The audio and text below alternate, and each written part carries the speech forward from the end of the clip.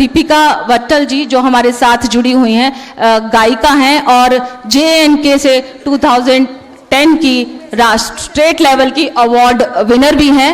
वो मंत्रोच्चारण करेंगी और साथ ही तबले पर संगत देंगे राशिद जफर खान साहब और दूसरे वाद्य यंत्र का कार्यभार संभाले हैं अशोक सोनकर। तो चाहेंगे कि दीप प्रज्वलन जो है हमारा शुरू हो और कार्यक्रम का शुभारंभ हो माननीय राज्य मंत्री जी के हाथों द्वारा।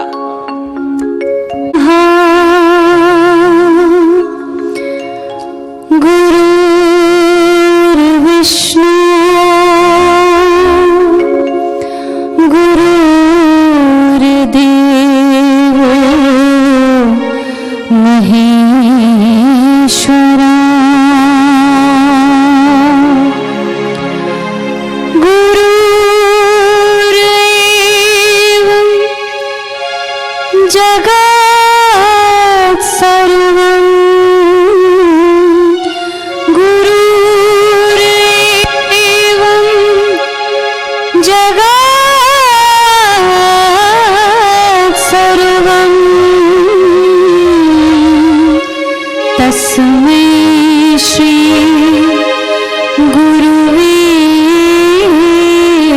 नमः।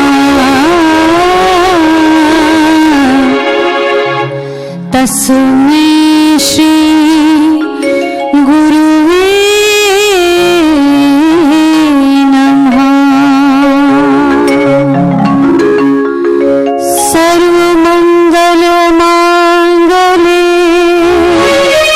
श्वेत सार्थ साधके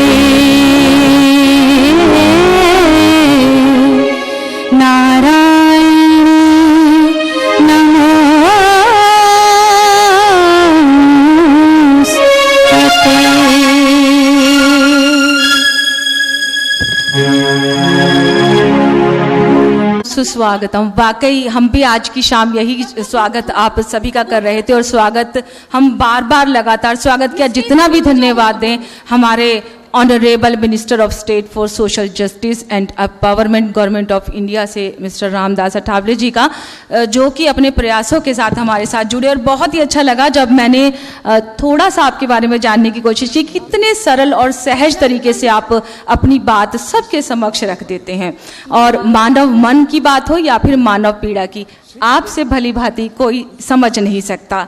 समाज सेवक के रूप में भी आप कार्यरत रहे और जितने भी कार्य आपने किए वो वाकई सराहनीय है और यही कारण है हम समझते हैं अपने आप को सौभाग्यशाली कि आपने हमारे प्रयासों को भी समझा और सराहा। मात्र 4 साल में हम यहाँ तक जो अपना कारवां चलाकर लेकर आए हैं, आपने उस कारवां को सामने से आकर संभाला, सहेजा, अध्यक्षता दी और साथ ही साथ अपना संरक्षण भी दिया। हमारे प्रयासों को सराहते हुए उन्हें चाहा और सहारा देते हुए आज इतने व्यस्त दिनचर्या अपने शेड्यूल के बावजूद भी हमारे बीच पहुंचे हुए हैं। एक बार फिर से पूरी टीम की तरफ से तहे दिल से आपका शुक्रिया। एक बार फिर से चाहूंगी जोरदार तालियों के साथ स्वागत हो जाए।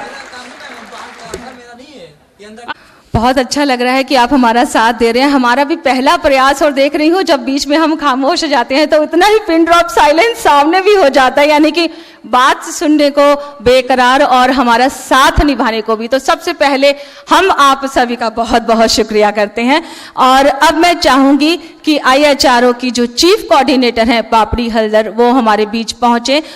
उससे पहले आपको बताना चाहूंगी कि एक घटना आज से 22 वर्ष पूर्व की एक घटना है जब मात्र 26 वर्ष की आयु की एक लड़की जंतर मंतर पर भूख हड़ताल के इरादे से बैठ गई, यानी कि हंगर स्ट्राइक के इरादे से। सोचिए उस समय जब इतनी छोटी उम्र हो और वो ऐसा समय, ऐसा दौर जब उनके दिल में ये गहन इच्छा थी कि नॉर्थ ईस्ट के साथ न्याय हो, न्याय की मांग को लेकर वो आई और उनकी जो मांग थी वो शायद इतनी दमदार और इतनी अटल रही कि सरकार को जो है वो मांग माननी ही पड़ी। उस समय अपनी मांगों को लेकर उन्होंने नॉर्थ ईस्ट के लिए जो कहते हैं ना एक कारवां खोला या फिर वो मुखर हो गई तो फिर कभी पीछे नहीं हटी। नॉर्थ ईस्ट के साथ साथ उन्होंने यही सोचा कि सिर्फ नॉर्थ ईस्ट ही नहीं संपूर्ण भारत में सबको एक समान न्याय मिले और शायद उनके यही प्रयास रहे जो यहाँ तक जोड़कर उन्हें ले आए और आज वो IHRO के साथ जुड़ी हुई हैं। पापड़ी हलदर जी का हम बहुत बहुत स्वागत करते हैं, चाहेंगे स्टेज पर पहुंच जाएं हमारे बीच और एक स्वागत संबोधन की अपेक्षा हम आपसे रख रहे हैं। मंच में उपस्थित Shri Ramdas Athawale ji, honourable state social justice and empowerment minister and chief patron international human rights organisation, मंच में उपस्थित mister JP Singh ji, founder president international human rights organisation, मंच में उपस्थित mister Rajiv Menon ji, chairman international human rights organisation, मंच में उपस्थित Shri Shankar Ganesh ji, director music director, मंच में उपस्थित नितिन तेगी जी, MLA लक्ष्मीनगर एरिया, मंच में उपस्थित नुसरत जहान, vice chairman international human rights organisation, मंच में उपस्थित MS तेगी जी, राष्ट्रीय मंत्री BJP किसान सेल, मंच पे उपस्थित संजय शुक्ला जी, देश से कोने कोने से आए सारे जनता और IHRO का सारे मेंबर्स, सारे लीडर्स, उपस्थित सारे मीडिया पर्सनैलिटीज, मैं आप सभी को इंटरनेशनल ह्यूमन राइट्स ऑर्गेनाइजेशन के ओर से तहे दिल से स्वागत करती हूँ। इंटरनेशनल ह्यूमन राइट्स ऑर्गेनाइजेशन के जो प्रतिष्ठाता है, जो फाउंडर प्रेसिडेंट है, उनका कड़ी मेहनत से इस ऑर्गेनाइजेशन उस मुकाम पर आया है जहां आप सभी को एड्रेस करने के, हमें स्वागत करने के मौका मिला हुआ है, उनको आगे ले जाने के काम कर रही है। क्यों इंटरनेशनल ह्यूमन राइट्स ऑर्गेनाइजेशन का जरूरत क्या है? क्योंकि मानव अधिकार जब तक सही ढंग से प्रतिष्ठित नहीं होगा तब तक देश को भी आगे नहीं बढ़ सकता है। मानव अधिकार के साथ बहुत कुछ जुड़ी हुई है, सिर्फ वही नहीं है, सिर्फ जस्टिस के लिए लड़ाई करना वही मानव अधिकार नहीं है। साथ साथ में कहा कौन सा स्टेट में क्या प्रॉब्लम चल रहा है, किस तरीके से उस प्रॉब्लम को हैंडल करके जो मानव रिसोर्स है इन लोग को किस तरीके से यूटिलाइज करके हम लोग आगे ले जा सकते हैं, उसके ऊपर में भी हम लोग काम करने की कोशिश कर रही है। क्योंकि देखा ही जा रहा है कोई स्टेटों में ऐसा भी होता है को जेन्युइन जो लोग है, जेन्युइन जो मुद्दा है, जेन्युइन बेसिक चीज़ है, वो बेसिक चीज़ लोगों तक पहुंचता नहीं है। से कोई लोगों का देखा ही देता है, कोई स्टेट के मेरी जानकारी में है जैसे कि BPL कार्ड एक चीज़ है जो गरीब लोगों के लिए है, लेकिन कोई लोगों को मिलता नहीं है। हमारी क्या है, हमारी ऑर्गेनाइजेशन के माध्यम से उन गरीब लोगों के पास पहुंचना है जिस गरीब लोगों का हक नहीं मिल रहा है, उन लोगों को हक दिलाने के काम करना है। कोई ऑर्गेनाइजेशन सेम नाम पर किया गया है, कभी कभी देखा ही जाता है उन लोग गलत रास्ता पर भटक जाता है। जैसे कश्मीर में काफ़ी जैसे कुछ लड़के लोग एंटी सोशल एक्टिविटीज़ में जुड़ करके, जैसा हमारी देश का जो रक्षा करता है, जो सिक्योरिटी फोर्स है, उन लोग का ऊपर में पत्थरबाजी करते रहता है। लेकिन इस पत्थरबाजी कर रहा है लड़का लोगों को राइट पाथ में ले नहीं आ करके उल्टा उन लोगों को सपोर्ट करके बात बोल देता है। हमारी कहना है जो राइट पाथ में नहीं है, जो देश निर्माण का वर्क में जो डिस्टर्ब करता है, इन लोग को राइट पाथ में ले आने के लिए हमारी एक बहुत बेहतरीन प्रयास चल रहा है। हम चाहती है देश से कोने कोने से, अलग अलग स्टेट से जिन लोग आई है, अपना अपना क्षेत्रों में किस तरीके से जो ह्यूमन रिसोर्स देश को बिल्डअप करने के लिए सबसे बड़ा संपद है, सबसे बड़ा एसेट है। इस एसेट को हम लोग किस तरीके से वर्क में लगा सकते हैं, छोटा छोटा सर्वे करके, जहाँ पर काफ़ी लोग हैं जो जिनके पास बहुत क्वालिटीज़ है लेकिन घर में बैठा हुआ है, प्रॉपर यूटिलाइज नहीं हो रहा है। किस तरीके से इन लोग को हम लोग एक वर्क में ले आ सकती है जिस वर्क देश के लिए बहुत बेहतरीन होगा। सिर्फ वही नहीं है, हम जानती है उग्रपंथी वर्क टेररिज्म एक्टिविटीज में त्रिपुरा से हूँ, बहुत साल तक टेररिज्म एक्टिविटीज चलता था, अभी बहुत कम हुआ, हमारी बहुत स्ट्रगल रहा उसमें। लेकिन क्या हुआ कि इस अभी भी काफ़ी स्टेट में ऐसा चलता ही रहता है, वो नक्सलवाद उग्रपंथी। लेकिन एक चीज़ है, जो माँ उनके बेटा को खो देता है वो जानता है उसका बेटा को भी आपस नहीं आ सकते हैं, वो कभी उसको थाल भर करके खाना नहीं दे सकते हैं।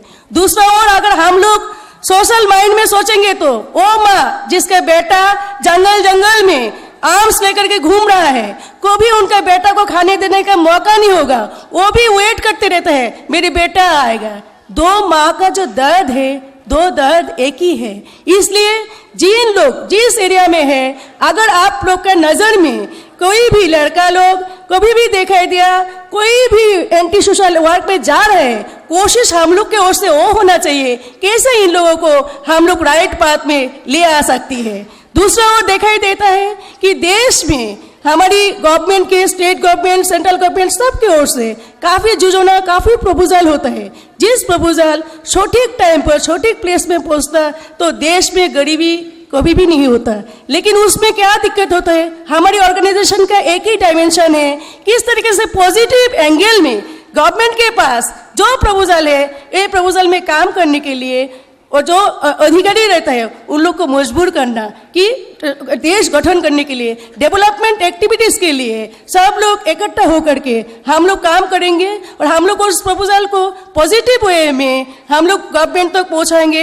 वो काम, वो डेवलपमेंट होना चाहिए। अगर कोई एरिया में पानी नहीं, रोड नहीं, कुछ नहीं है, वो भी मानव जो अधिकार है उस स्खलन होता है, उसमें भी हमारी नजर रहेगा कि किस तरीके से उस एरिया डेवलपमेंट के लिए उसी एरिया का डिस्ट्रिक्ट मजिस्ट्रेट से लेकर के सबके पास हम लोग पॉजिटिव एंगल से हम लोग वो काम को आगे बढ़ाने के लिए कोशिश करेंगे, रिक्वेस्ट करेंगे कि उसके ऊपर में काम किया जाए।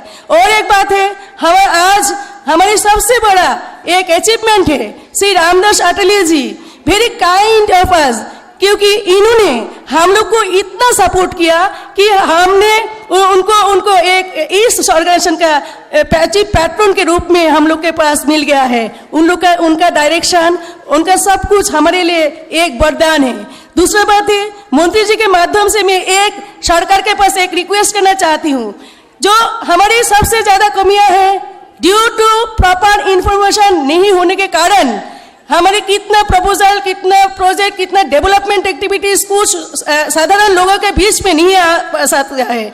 इस कारण से हर प्रदेश में एक प्रॉपर इंफॉर्मेशन सेंटर बनाने की एक मांग करती हूँ इसी मंच के द्वारा, जिसमें एक सेंट्रल गवर्नमेंट का स्टाफ, एक स्टेट गवर्नमेंट का स्टाफ रहेगा, जहां पर हर आदमी आकर के अपना, चाहे एजुकेशन डिपार्टमेंट, चाहे सोशल डिपार्टमेंट, चाहे कल्चरल डिपार्टमेंट, कोई भी डिपार्टमेंट का क्या प्रपोजल है, क्या प्रोजेक्ट है, उसमें क्या क्या हो सकता है। और एजुकेशन में भी दिखाई दिया कुछ डॉक्टर, इंजीनियर, प्रोफेसर के बिना लोग सोच नहीं पाते हैं, लेकिन हर एग्रीकल्चर से लेकर के इतना कुछ वास्ट चीज है जिसमें अगर थोड़ा सा इंफॉर्मेशन रहेगा, जो यूथ जनरेशन है उन लोग उस सब्जेक्ट में पढ़ाई करके देश को गठन करने के लिए बहुत आगे जा सकते हैं। आज के हमारी जो सब्जेक्ट है empowering human resource for national building, जब तक ह्यूमन रिसोर्स का प्रॉपर यूटिलाइजेशन नहीं होगा तब तक देश को मजबूती से गठन करना पॉसिबल नहीं होगा। इसलिए आज इस सब्जेक्ट के ऊपर में काफी एक्सपर्टीज यहाँ पर बैठा हुआ है, क्योंकि मेरी सबसे रिक्वेस्ट है इस सब्जेक्ट के ऊपर में ब्रीफिंग उन लोग करेगा जो एक्सपर्टीज है। आप सभी को सादर अभिनंदन करते हुए मैं अपना भाषण विराम दे रही हूँ, क्योंकि यहाँ बहुत अच्छा लोग आया हुआ है, सबका भाषण होगा, सबका आभारी हूँ। सब आनंद दिल से आप लोग इस प्रोग्राम को सक्सेस करने की कोशिश करिए। हमारे काफ़ी साथियों आ रहा है अभी भी, मैं उन लोगों के भी स्वागत